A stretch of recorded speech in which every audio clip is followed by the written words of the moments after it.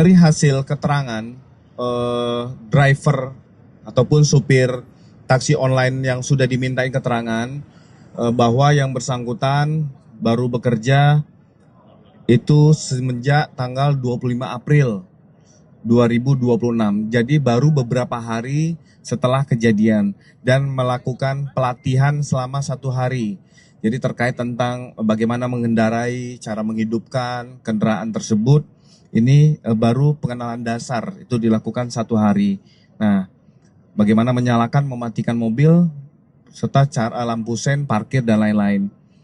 Ini terjadi, ini masih didalami oleh teman-teman penyidik. Kami juga akan nanti update kepada rekan-rekan. Termasuk terkait tentang 7 pemeriksaan 7 orang yang hari ini diperiksa, akan kami update kepada rekan-rekan sekalian. Selanjutnya terkait kalau naik penyidikan itu, ini proses lidik sampai dengan proses sidik. Artinya kita juga masih melakukan pendalaman terkait tentang saksi-saksi kemana arah pidananya dalam proses penanganan ini. Sehingga harus ada pendalaman. Puslapfor Mabes Polri juga turun melihat penyebab apakah ini karena sistem kelistrikan, apakah sinyal dari komunikasi yang terputus. Nah, ini masih kita dalami karena memang kita melihat kejadian baru beberapa hari lalu. Kami mohon waktu kepada rekan-rekan sekalian, nanti pasti akan kami update beberapa informasi penting bagi teman-teman sekalian sehingga tidak muncul isu yang liar dan isu yang tidak dapat dipertanggungjawabkan. Itu ya. Terkait tentang update perkara kecelakaan kereta api di stasiun Bekasi Timur, ini ditangani dalam proses penyelidikan dan penyidikan, ditangani oleh Subdit Kamnek Ditreskrim Polda Metro Jaya. Dan ini sudah naik tingkat penyidikan, tahap penyidikan. Ini sudah dilakukan cek TKP, pemeriksaan saksi, pengumpulan barang bukti, serta pendalaman CCTV. Adapun korban yang saat ini masih dilakukan rawat inap sebanyak 38 orang. Sisanya sudah kembali pulang ke rumah. Mari kita sama-sama mendoakan para korban ini segera pulih kembali.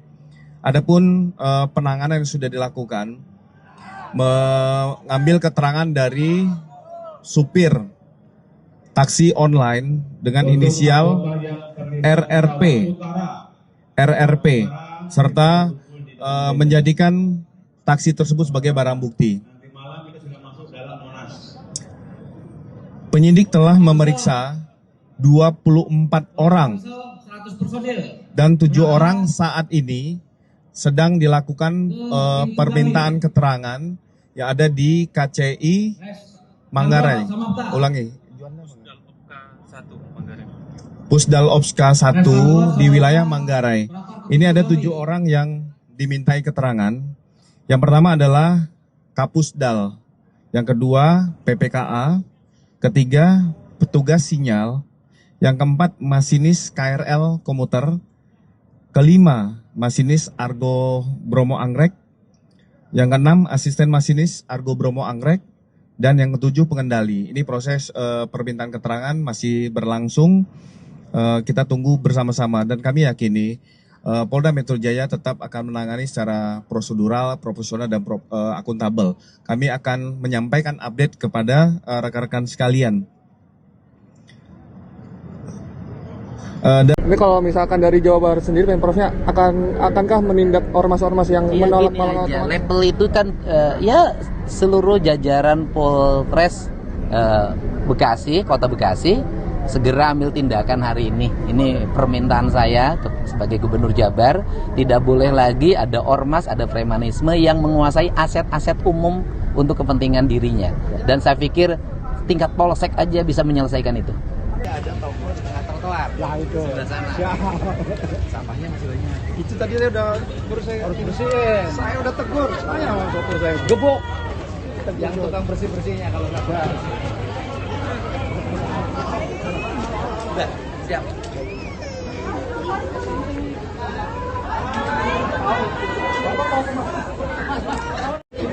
Mas, di luar dulu, Mas. Tahan, siap. Nanti ada wawancara, Mas.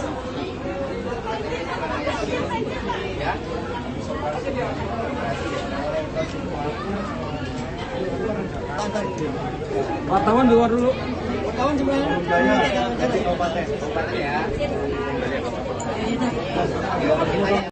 Ya, gimana? Ya, yang pertama saya bertemu dengan seluruh keluarga korban yang dirawat, memberikan supporting, dan saya menyampaikan terima kasih pada seluruh jajaran pemerintah Kota Bekasi, Wali Kota, Kepala Dinas Kesehatan, Direktur Rumah Sakit, seluruh para medis, dan saya lihat rumah sakitnya bersih, pelayanannya sangat baik. Tapi tadi ada keluhan, liftnya katanya sudah mulai bermasalah, ada beberapa ruangan yang harus dioptimalkan, dan Pemprov Jabar memberikan stimulus buat rumah sakit yang merawat ini sebesar 20 miliar. Siap. Ya, untuk ke depan rumah sakitnya disempurnakan. Dan rumah sakit 20 miliar itu kan bisa terkompensasi sebenarnya. Nanti kalau misalnya ada pasien-pasien yang kurang-kurang dikit pembayarannya, itu bisa terkompensasi dengan dana 20 miliar yang nanti kita berikan. Yang keduanya, korban yang sakit itu kan pasti ada yang sementara berhenti kerja. Kemudian ada yang dapat uang harian kemudian berhenti karena dia harus dirawat. Sehingga saya tadi menitip ke setiap pasien masing-masing 10 juta rupiah untuk seluruh pasien yang sekarang masih dirawat di seluruh Kota Bekasi di 3 rumah sakit ya. Ada 5 rumah Di sakit semuanya, sehingga mereka ketika dirawat, satu biayanya sudah ditanggung, yang keduanya kehidupan di rumahnya tenang, anak-anaknya bisa sekolah dengan baik. Itu saja barangkali yang disampaikan. Yang meninggal juga saya sudah titip tadi. Saya sudah sesuai dengan yang saya ucapkan ketika pagi, setiap yang meninggal itu dikasih 50 juta. Tambahan juga dari Pak Gubernur akan memberikan bantuan untuk rumah sakit tipe D yang dimiliki Kota Bekasi sebesar 15 miliar untuk peralatan. Pasiennya kalau secara umum sudah membaik, tinggal yang di ICU 3 orang. 3 orang, yang satu sudah meninggal, tinggal 2 orang lagi, tapi mudah-mudahan bisa sembuh. Ya. Kalau yang lainnya sudah bisa senyum, sudah bisa saya ajak bicara. Kang, ini kan salah satu yang disorot kan adanya ormas yang menguasai perlintasan sebidang kereta nih Kang. Ya. Karena ini kalau misalkan dari Jawa Barat sendiri, Pemprovnya akankah menindak ormas-ormas yang menolak aja. Label itu kan ya seluruh jajaran Polres Bekasi, Kota Bekasi segera ambil tindakan hari ini. Ini permintaan saya sebagai Gubernur Jabar, tidak boleh lagi ada ormas, ada premanisme yang menguasai aset-aset umum untuk kepentingan dirinya. Dan saya pikir tingkat polsek aja bisa menyelesaikan itu. Kedepannya ini akan ditutup jalannya atau seperti apa? Kan mau buat dibangun flyover. Setelah kalau sudah dibangun flyover baru dibuka lagi. Baru ditutup. Ya baru Ya, jadi justru kalau dengan ada flyover maka tidak diperlukan lagi. Tetapi dalam jangka pendek itu bisa digunakan palang pintu pengamanan. Disub hari ini sudah sesuai dengan arahan Bapak. Disub sudah yang mengambil alih untuk menjaga pintu perlintasan di 2 pintu itu, Ampera dengan Bulakapal. Iya, pintu lintasannya ada nggak? Sementara kan masih pakai manual. Oh iya, berproses. Pasang aja dalam seminggu ini harus terpasang. Siap. Oleh Pak Wali Kota, sanggup nggak? Siap. Ya udah. Kang, untuk shuttle bus Kang? Ya? Shuttle bus bagi pengguna KRL yang terdampak kan nggak bisa akses untuk ke Cikarang sih itu. Nah, itu untuk bantuan shuttle bus gimana Kang untuk Pemprov Jabar? Ya nanti kita koordinasikan kan, karena ini kan lintas jadi dari nanti PT KAI sudah menyiapkan yang dari stasiun Bekasi sampai ke Bulakapal. Dari Bulakapal itu ada Trans Wibawa Mukti Pak, yang itu punyanya pemerintah kabupaten. Ya, jadi ini wilayah yang harus terkoordinasi lintas kelembagaan. PT KAI, Kemenhub, kemudian Pemkot Bekasi, Pemda Kabupaten Bekasi. Dan saya pikir dengan kerja cepat bisa semuanya teratasi. Ya, oke. KDM kalau dari rumah sakit untuk pasien yang masih dirawat saat ini ada berapa jumlahnya dan yang sudah buka diskus silakan. Ya, siap. Terima kasih teman-teman, Pak Gubernur dan Pak Wali Kota. Per hari ini pasien yang dirawat di kami adalah ada 22. Satu baru datang tadi di IGD gitu. 22 ini yang di ICU ada 3 dan Qadarullah 1 baru saja meninggal, dan semuanya yang di ICU kemarin sudah dalam pasca operasi. Baik, kemarin kan disebutkan oleh Ibu ini 4. Berarti dengan penambahan total jadi 55. Ya, betul. Jadi kemarin berarti yang lainnya bisa pulang bertahap dari hari pertama, hari kejadian Minggu, kemudian Senin, karena dianggap sudah bisa dirumahkan dan nanti kontrol sambil jalan. Jadi rawat jalan. Berarti dari 55 4 meninggal dunia. Dari 54 itu memang 3 di kami yang meninggal Bapak kemarin dan sudah diantarkan ke rumah masing-masing dengan keluarganya, yang 1 barusan meninggal. Mau penegasan jadi 53 atau 54? 54 dengan tambahan hari ini ya. 4 yang meninggal dunia. 4 yang meninggal. Oke, terima kasih ya.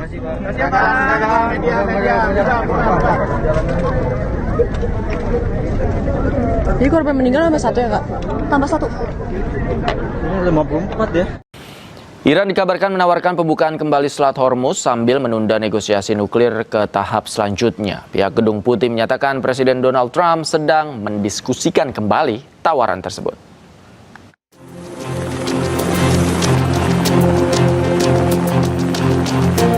Iran telah usulkan pembukaan kembali Selat Hormuz dan akhiri perang sambil menunda negosiasi nuklir ke tahap berikutnya. Usulan tersebut disampaikan kepada Amerika Serikat lewat mediator, termasuk Pakistan, di tengah kebuntuan diplomatik terkait program nuklir Iran. Sekretaris Pers Gedung Putih mengakui adanya diskusi Presiden Donald Trump dengan tim keamanan nasionalnya terkait tawaran tersebut. Because it's been reported, I will confirm the president has met with his national security team this morning. The meeting may be ongoing, maybe not. I don't want to speak affirmatively because I was prepping to come out here, but the proposal was being discussed. I don't want to get ahead of the president or his national security team. What I will reiterate is that the president's red lines with respect to Iran have been made very, very clear, not just to the American public, but also to them as well. Sementara itu, langkah diplomatik Iran terus berjalan secara intensif, dengan Menlu Iran Abbas Araghchi melakukan pembicaraan dengan mitra di Oman dan Islamabad terkait Selat Hormuz. Pemirsa, televisi pemerintah Iran merilis rekaman yang menunjukkan sebuah kapal kontainer besar disita oleh Korps Garda Revolusi Islam Iran karena upaya melanggar aturan navigasi.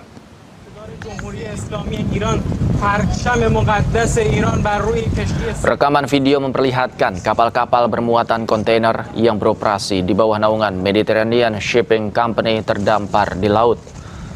Tanggal dan lokasi rekaman tersebut tidak bisa diverifikasi pada saat dipublikasikan, namun Angkatan Laut Korps Garda Revolusi Islam Iran mengatakan mereka telah menyita 2 kapal kontainer karena beroperasi tanpa izin dengan alasan dugaan keterkaitan dengan Israel.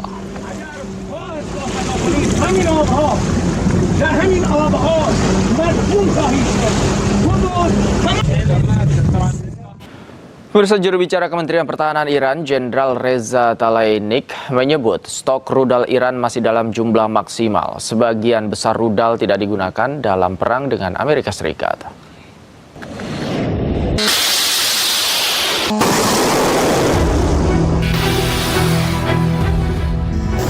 Konflik AS Israel dan Iran telah berlangsung selama 8 pekan. Juru bicara Kementerian Pertahanan Iran, Jenderal Reza Tlaibnik, mengatakan stok rudal Iran dilaporkan masih dalam jumlah maksimal.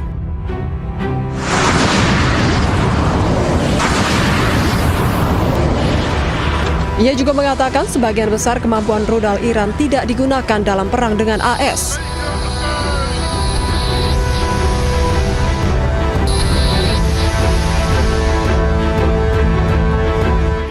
Pasukan militer Iran mempertahankan superioritas udara penuh atas wilayah Israel sepanjang perang. Diketahui Iran telah mengembangkan lebih dari 3.000 rudal balistik, mulai dari rudal jarak pendek hingga jarak jauh.